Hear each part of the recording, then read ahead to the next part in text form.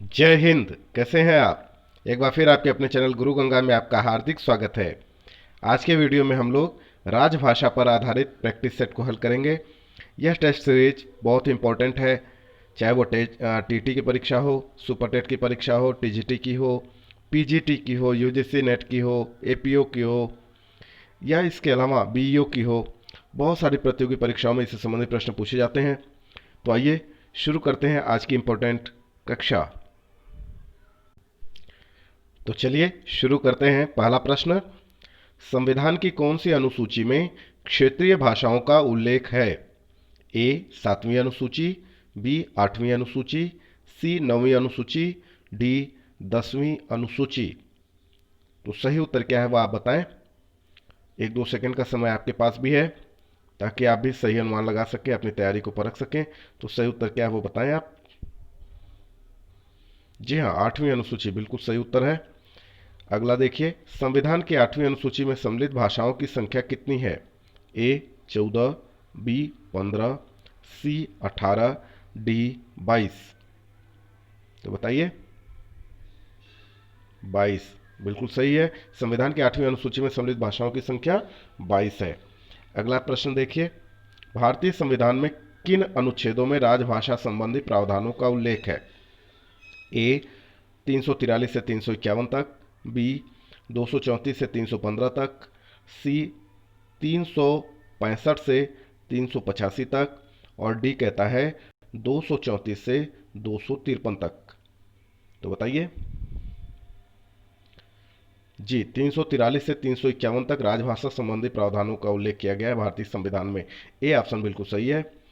चौथे प्रश्न की ओर चलते हैं। चौथा प्रश्न कहता है, भारत की राजभाषा है? ए हिंदी, बी अंग्रेजी, सी हिंदी व अंग्रेजी, डी इनमें से कोई नहीं। तो आप बताएं सही उत्तर क्या होगा। राजभाषा है हिंदी, बिल्कुल सही उत्तर है।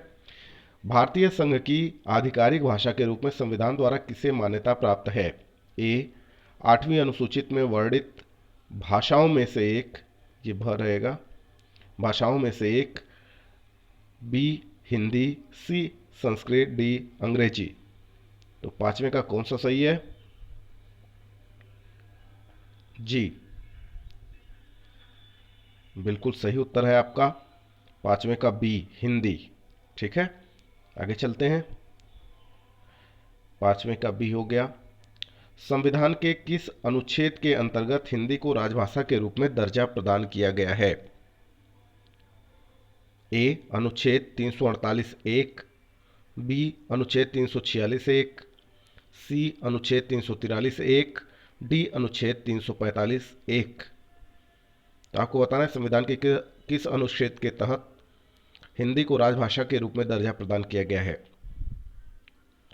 अनुच्छेद 343 एक बिल्कुल सही उत्तर है।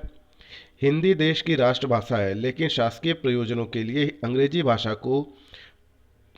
भाषा के प्रयोग को कब तक करने की अनुमति प्रदान की गई है? मतलब अंग्रेजी भाषा का प्रयोग आप कब तक कर सकते हैं, ऐसी अनुमति कब तक दी गई है शासकीय प्रयोजनों के संदर्भ में, आपको बताना है। ए कहता है 2009 ईस्वी तक, बी कहता है 2011 ईस्वी तक, सी कहता है 2026 ईस्वी तक, डी कहता है निश्चित काल के लिए।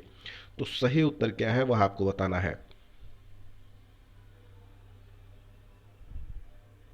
जी डी अनिश्चित काल के लिए, है ना।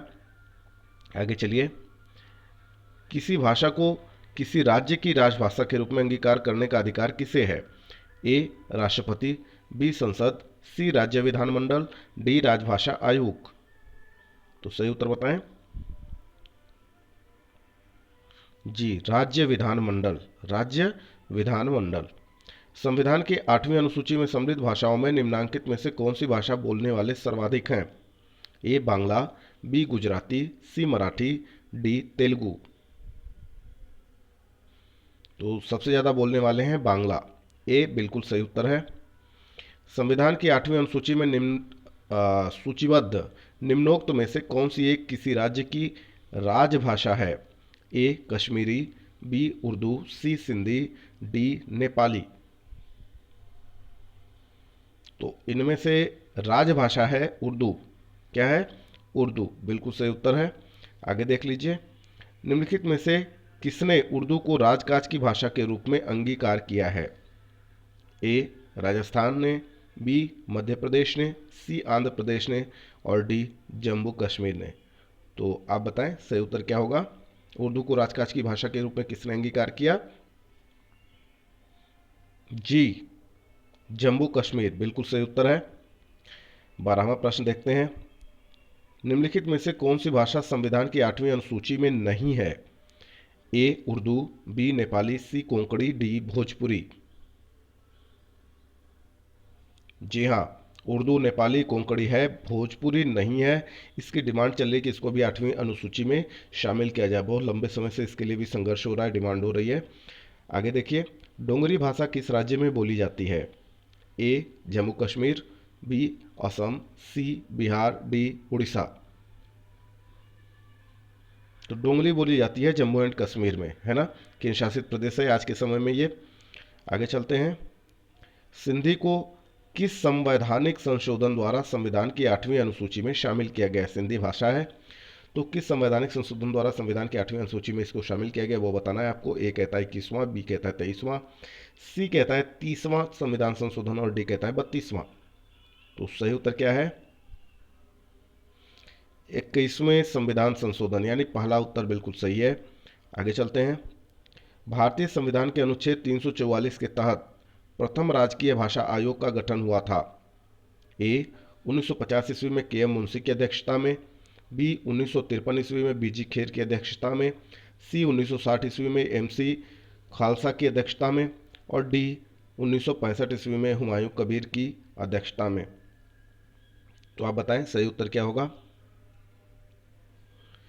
जी हाँ, 1953 ईस्वी में बीजी खेर जी की अध्यक्षता में प्रथम राजकीय भाषा आयोग का गठन हुआ था, अनुच्छेद 344 के तहत। बिल्कुल सही उत्तर है। आगे देखते हैं। 1953 में गठित राजभाषा आयोग के प्रथम अध्यक्ष कौन थे? ए बीजी खेर, बी कृष्णा, सी जी मीर चंदानी, डी इकबाल नारायण। तो आपको बताना है सही उत्तर क्या होगा। जी बीजी खेर बिल्कुल सही उत्तर है आपका। अगले पे चलते हैं। अगला प्रश्न कहता है, संविधान के किस अनुच्छेद में यह व्यवस्था किया गया है कि प्रत्येक राज्य शिक्षा के प्राथमिक स्तर पर मातृभाषा में शिक्षा की पर्याप्त सुविधाओं को उपलब्ध कराने का प्रयास करेंगे? ए अनुच्छेद 349, बी अनुच्छेद 350, सी कहता है अनुच्छेद 350 ए, डी कहता है अनुच्छेद 351 सॉरी डी अनुच्छेद 351। सही उत्तर क्या है? जी सही उत्तर है 17 का सी, ठीक ना, अनुच्छेद 350 ए। आगे चलिए।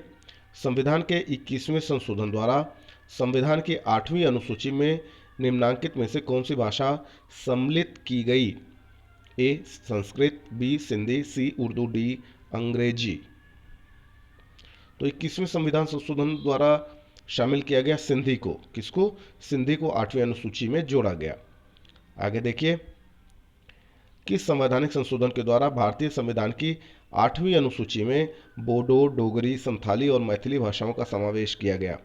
कई बार पूछा गया है, यह सारे प्रश्न कई बार पूछे गए हैं, तो बहुत इंपॉर्टेंट वीडियो है।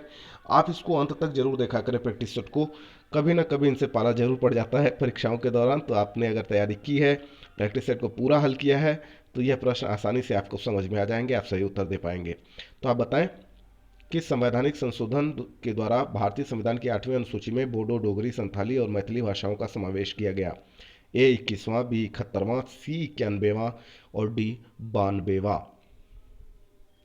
तो देखिए, जो 92वां संशोधन था, इसी के माध्यम से इन भाषाओं को 8वीं अनुसूची में जोड़ा गया। ठीक है, इस तरह के बहुत सारे प्रैक्टिस सेट अलग अलग विषयों पे हमने बना रखे हैं। आप उस प्रैक्टिस सेट को भी हल कर सकते हैं, अपनी तैयारी कर सकते हैं। अलग अलग वीडियोज हमने अलग अलग विषयों पे बना रखे हैं, तो आप उसके माध्यम से भी अपनी तैयारी कर सकते हैं। और सबके लिंक इस वीडियो के डिस्क्रिप्शन बॉक्स में दिए गए हैं, आप वहाँ से जाकर क्लिक करके उन सभी वीडियोज़ को देख सकते हैं, टेस्ट सीरीज प्रैक्टिस सेट को हल कर सकते हैं। चलिए आगे। कौन सी भाषा हमारे संविधान की 8वीं अनुसूची में सम्मिलित नहीं है? ए गुजराती, बी कश्मीरी, सी राजस्थानी और डी डोंगरी। तो देखिए 8वीं अनुसूची में इनमें से गुजराती भी है, कश्मीरी भी है, डोगरी भी है। सी राजस्थानी नहीं है। 8वीं अनुसूची में कौन सी नहीं है? राजस्थानी नहीं है। आगे चलते हैं। निम्नलिखित में से किस भाषा को संविधान की 8वीं अनुसूची में शामिल नहीं किया गया है जबकि वह एक राज्य की राजकीय भाषा है? ए अंग्रेजी, बी सिंधी, सी उर्दू, डी संस्कृत। इंपॉर्टेंट प्रश्न है ये। जी बिल्कुल सही है, अंग्रेजी। अंग्रेजी 8वीं अनुसूची में शामिल नहीं है, लेकिन वह फिर भी एक राज्य की राजकीय भाषा है। आगे चलते हैं। संविधान की 8वीं अनुसूची में 21वें संवैधानिक संशोधन द्वारा निम्नलिखित में से कौन सी भाषा जोड़ी गई? हमें लगता है ये दूसरी बार पूछा जा रहा है। ए संस्कृत, बी सिंधी, सी पंजाबी, डी कोंकणी। तो आप बताएं। जी हाँ, बिल्कुल सही उत्तर है सिंधी। भारत के किस राज्य में उर्दू को प्रथम राजभाषा का दर्जा प्रदान किया गया है? A Uttar Pradesh, B Bihar, C Jammu and Kashmir, D Maharashtra. आप बताएं। जी, उर्दू को प्रथम राजभाषा का दर्जा प्रदान किया गया है जम्मू एंड कश्मीर में। कहाँ पे? जम्मू एंड कश्मीर में, ये संघ शासित प्रदेश है। चलिए आगे। 8वें परिशिष्ट का संबंध है? ए भाषा से, बी अनुसूचित जाति से, सी आरक्षण से, डी मूल अधिकार से। तो आप बताएं 8वें परिशिष्ट का, 8वें अनुसूची का संबंध किससे है? भाषा से। बिल्कुल सही उत्तर है आपका। तो यह वीडियो पूरा हुआ। यदि आपको पसंद आता है तो आप इसे लाइक जरूर करें, अपने मित्रों में शेयर करना न भूलें, और चैनल पर नए हैं तो चैनल को सब्सक्राइब करके बेल आइकन को प्रेस कर दीजिए ताकि प्रत्येक इंपॉर्टेंट वीडियो की नोटिफिकेशन आपको भी समय से मिलती रहे। और फिर मिलते हैं अगले इंपॉर्टेंट वीडियोज़ में अगले इंपॉर्टेंट प्रश्नों के साथ। तब तक के लिए आप सभी लोगों को जय हिंद।